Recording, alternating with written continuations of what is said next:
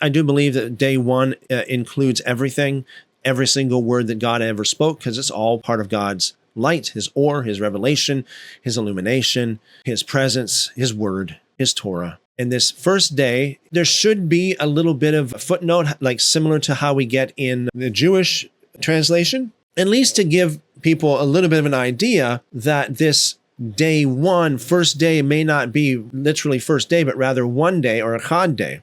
I do believe that we are living in day one still, because God's light does not ever go out. God's or is always eternal. His word is his light. His law is his light. His presence is his light. He is the light. So when it says, so evening and the morning were the first day, it doesn't say that the light was extinguished. It doesn't say that the light went out.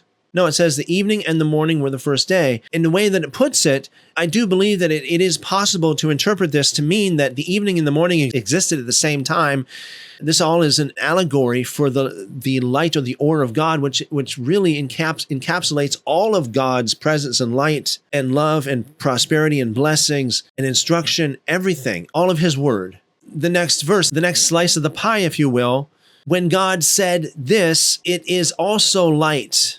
If you want to put it this way, the second day, or day two, if you will, can also be superimposed over day one, because every time God speaks, it's light, it's or. This is always in effect. This is always there. The light of God is always shining. The day of God is always bright, never goes out. And so day one is still in existence here in verses 6 to 8, because of the fact that in Genesis chapter 1, verse 5, it defines day as or and not as a slice of time.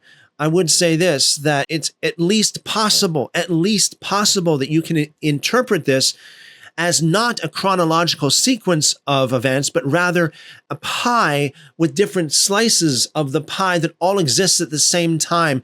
Because day two, if you will, the second slice of God's eternal word that has no beginning and no end, is still going on today. There is still an expanse between the earth and the clouds, and the water cycle is still happening.